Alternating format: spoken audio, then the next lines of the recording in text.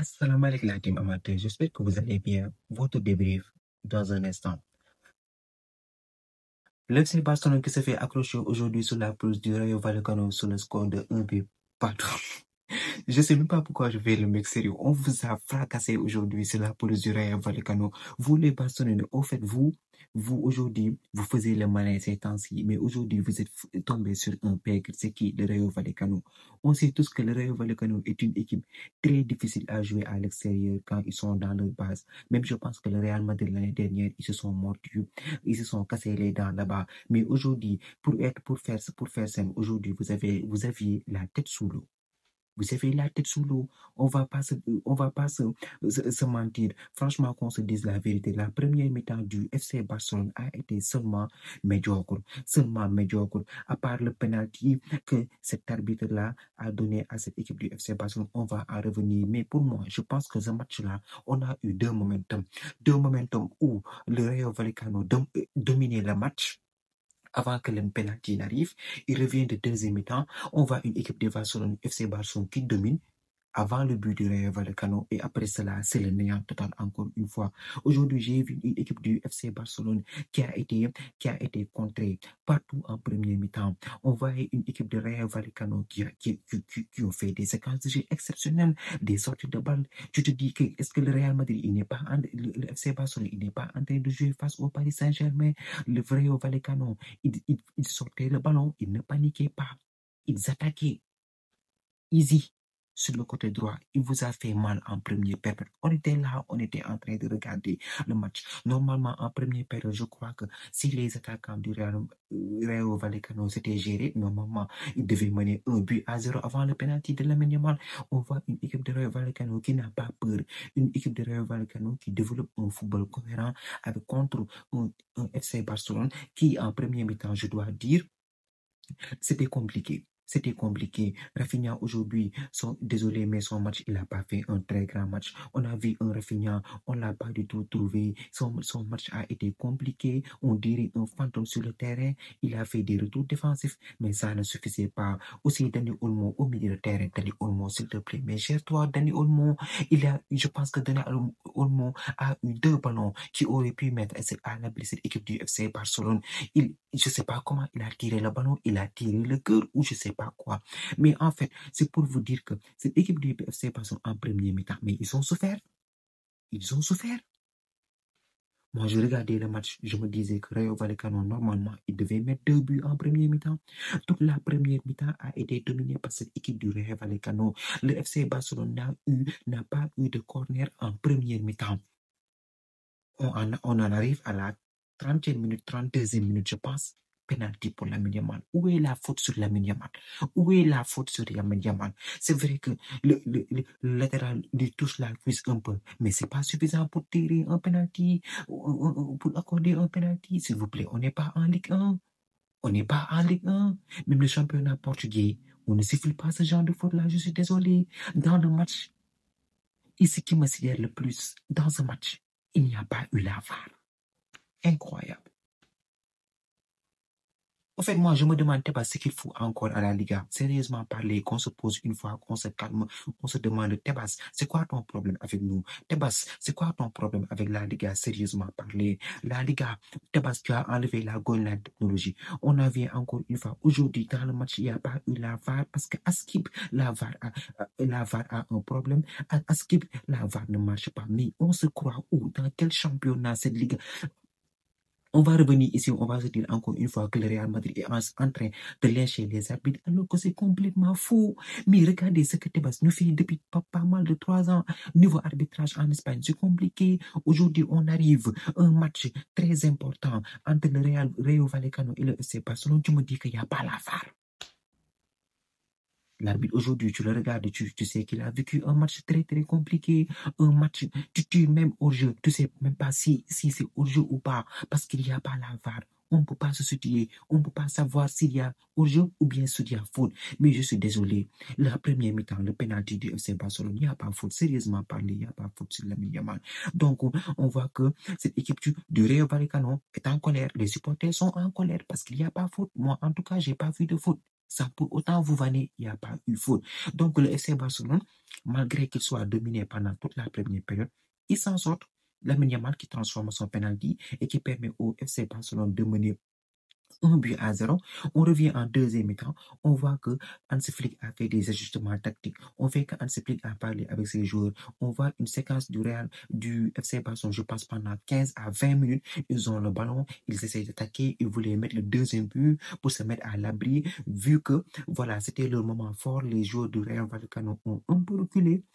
Ils ont trop dépensé en premier mi-temps, ils ont reculé, ils ont laissé le ballon. Voilà, à cette équipe du FC Barcelone, avec un Pedri qui a été sensationnel. Pedri, on le sait tous, c'est le moteur de cette équipe du FC Barcelone au milieu de terrain, c'est lui qui déclenche les actions, qui fait les bonnes passes. Donc, un Rafinha encore une fois inexistant, un Frank de Jong, voilà, au milieu de terrain, un box-to-box et un Lamine Yamal qui a été un peu percutant, même si je pense qu'il il nous a pas montré son niveau de jeu actuel qu'il a l'habitude de nous faire parce que c'était un match compliqué. Il avait un client aussi sur son côté. Donc, le FC Barcelone, normalement, il devait faire le prêt. Dani Olmo, la balle qui rate sur la remise de Ferran Torres. Normalement, c'était but. C'était but, je suis désolé. Tu joues avec une Ferran Torres, tu comprends pas lui aussi. Il te fait des appels à gauche, à droite.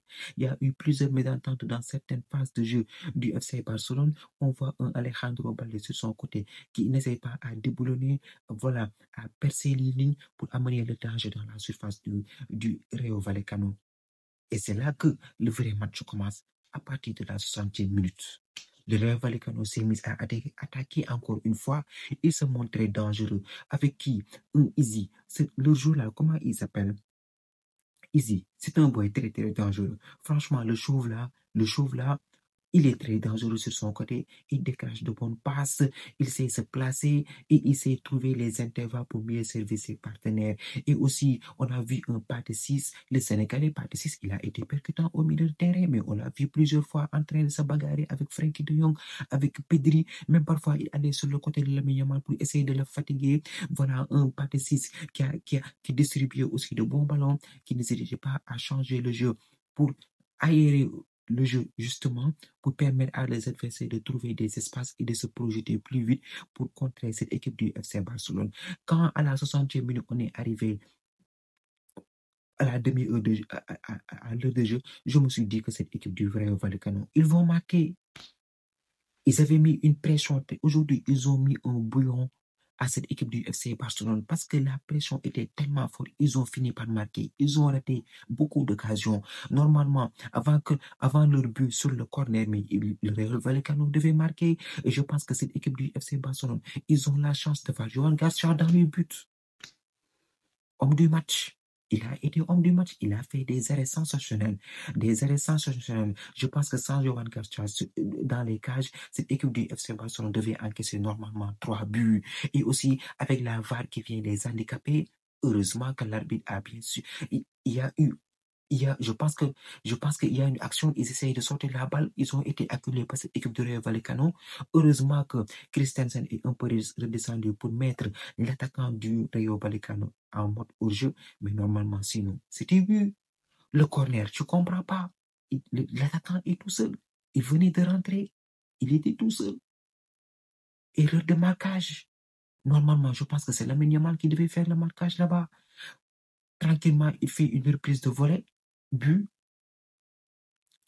Cette équipe du Rayo Vallecano ne serait pas du tout là-bas. Ils ont continué à attaquer. Aujourd'hui, cette équipe du FC Barcelone, comme je l'ai dit, le match a été médiocre. Finalement, ils s'en sont sortis sur un but partout, mais c'est pas l'équipe du FC Barcelone qu'on a l'habitude de voir ces dernières semaines. C'est pas le Rafinha qu'on avait l'habitude de voir, ni la Lamine Yamal, ni aussi celui de Dani Olmo. Une équipe du FC Barcelone qui a été aujourd'hui très moyenne avec un stade avec beaucoup d'ambiance, voilà, qui n'hésite pas à mettre du but pour encourager cette équipe de Rayo Vallecano, qui, je le suis encore chez eux, ils sont terrifiants. Franchement, aujourd'hui, cette équipe de Rayo Vallecano, ils ont fait un très, très grand match. J'ai été agréablement surpris par cette équipe qui n'hésitait pas à attaquer cette équipe du FC Barcelone, à se créer des occasions. Je vous dis, sans Johan Garcia, le FC Barcelone aurait perdu ce match. Même les remplaçants qui sont venus n'ont rien changé, tellement cette équipe de Real Vallecano, ils étaient déterminés. Il y a un joueur, comment il s'appelle?